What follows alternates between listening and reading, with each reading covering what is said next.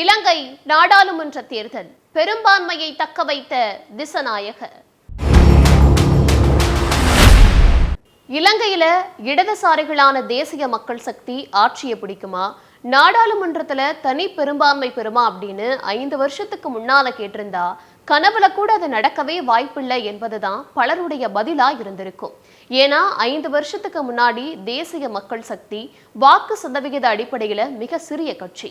அப்படிப்பட்ட சிறிய கட்சியா இருந்த தேசிய மக்கள் சக்தி அதிபர் தேர்தலை தொடர்ந்து நாடாளுமன்ற தேர்தலையும் தனி பெரும்பான்மை பெற்று இலங்கையோட மிகப்பெரிய அரசியல் சக்தியா உருவெடுத்து அரசியல் உலக திரும்பி பார்க்க வச்சிருக்காங்க.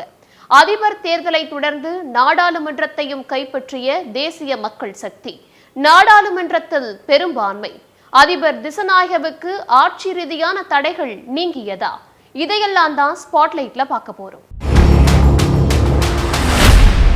இலங்கையை பொறுத்தவரை இரட்டை தேர்தல் முறை கொண்ட நாடு. இங்கு அதிபரை தேர்ந்தெடுக்க ஒரு தேர்தலும் நாடாளுமன்ற உறுப்பினர்களை தேர்ந்தெடுக்க ஒரு தேர்தல்னு தனித்தனியா நடத்தப்படுது. அதன்படி கடந்த செப்டம்பர்ல நடந்த அதிபர் தேர்தலில் தேசிய மக்கள் சக்தி தலைவர் அனுரகுமார திசநாயக வெற்றி பெற்று அதிபரா பதவியேற்றாரு. பின்னர் உடனடியா நாடாளுமன்றத்தை கலைத்த அதிபர் திசநாயக நாடாளுமன்ற தேர்தலுக்கு உத்தரவிட்டாரு. அதன்படி நடந்த நாடாளுமன்ற தேர்தலில் தனி பெரும்பான்மைக்கு தேவையானதை விட அதிக இடங்கள்ல வெற்றி பெற்று ஆளும் கட்சியான தேசிய மக்கள் சக்தி 2/3 பங்கு நாடாளுமன்றத்தையே கைப்பற்றி இருக்கு. விகிதாச்சார பிரதிநிதித்துவ முறையின் கீழே இலங்கை நாடாளுமன்றத்துல ஒரு கட்சி 2/3 பங்கு உறுப்பினர்களை பெறுவது இதுவே முதல் முறையினும் சொல்லப்படுது. 225 உறுப்பினர்கள் கொண்ட இலங்கை நாடாளுமன்றத்துக்கு நவம்பர் 14ஆம் தேதி தேர்தல் நடைபெற்றுச்சு.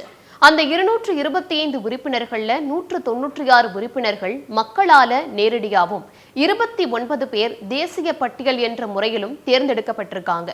தேசிய பட்டியல் அப்படின்றது ஒரு அங்கீகரிக்கப்பட்ட கட்சிகளோட வாக்கு சதவிகித அடிப்படையில 29 உறுப்பினர்கள் பகிர்ந்தளிக்கப்படுவாங்க. கடந்த நாடாளுமன்றத்துல வெறும் 3 உறுப்பினர்களை மட்டுமே வைத்திருந்த அனுரகுமார திசநாயகவோட தேசிய மக்கள் சக்தி இந்த தேர்தலில் 150க்கும் மேற்பட்ட உறுப்பினர்களை பெற்று வரலாற்று வெற்றியை பெற்றிருக்காங்க. மேலும் தமிழர்கள் அதிகம் வாழும் பகுதிகளான யாழ்ப்பாணம், கிளிநொச்சி, மன்னார், வவுனியா, முல்லைத்தீவு, திருகோணமலை ஆகிய பகுதிகளிலையும் திசநாயகவோட தேசிய மக்கள் சக்தி அதிக இடங்கள்ல வென்றிருக்கு. கடந்த தேர்தலில் எல்லாம் தமிழர்கள் அதிகம் வாழும் பகுதிகளில் தமிழ் கட்சிகளே வென்று வந்தாங்க. ஆனா இப்போ முதல் முறையா தமிழர்கள் வாழும் பகுதிகளில் தேசிய கட்சி அதிக இடங்கள்ல வெற்றி பெற்று இருக்குன்னு சொல்லப்படுது.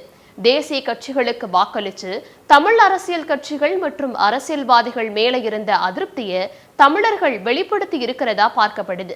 மேலும் தமிழர் நிலங்கள் தமிழர்களுக்கே திருப்பி அளிக்கப்படும் போன்ற தமிழர்களுக்கு ஆதரவான திசநாயகவோட வாக்குறுதிகள் தேசிய மக்கள் சக்திக்கு தமிழர்களோட ஆதரவு பெற்று தந்ததாகவும் பார்க்கப்படுது.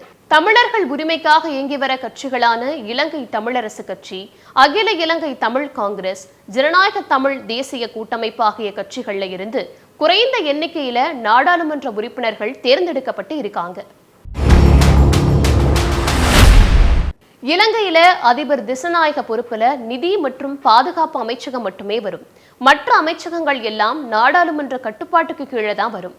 இப்போ தேசிய மக்கள் சக்தி நாடாளுமன்றத்துல தனி பெரும்பான்மை பெற்றிருக்கிறதால சட்டம் இயற்றுவது தொடங்கி நாடாளுமன்ற கட்டுப்பாட்டுக்கு கீழே இருக்கும் அமைச்சகங்கள் வர அதிபர் திசநாயகவால முக்கிய முடிவுகளை தடைகள் இன்றி எடுக்க முடியும். நாடாளுமன்றத்துல பெரும்பான்மை பெற்றதன் மூலமா முழு அமைச்சரவையை திசநாயகவால நியமிக்க முடியும். அது தவிர விலைவாசி உயர்வை கட்டுப்படுத்துவது, வரி குறைப்பது, உள்ளூர் வணிகங்களை ஆதரிப்பது உள்ளிட்டவைகள் மீது முக்கிய முடிவுகள் எடுப்பதிலையும் திசநாயகவுக்கு சிக்கல் ஏற்படாதென்னும் அவருக்கு இருந்த எல்லா தடைகளும் நீங்கியதாவே பார்க்கப்படுது. இலங்கையை ஆண்டாண்டு காலமா ஆட்சி செஞ்சு வந்த மிகப்பெரிய கட்சிகளை எல்லாம் புறந்தள்ளிவிட்டு நாடாளுமன்றத்திலையும் தேசிய மக்கள் சக்திக்கு இவ்வளவு பலம் கொடுத்த இலங்கை மக்களுக்கு என்ன மாதிரியான நன்மைகள் திசநாயக செய்ய இருக்காரு, வாக்குறுதிகள் எல்லாம் திசநாயக செயல்பாட்டுக்கு கொண்டு வருவாரா, வரும் காலங்கள்ல தெரிய வரும்.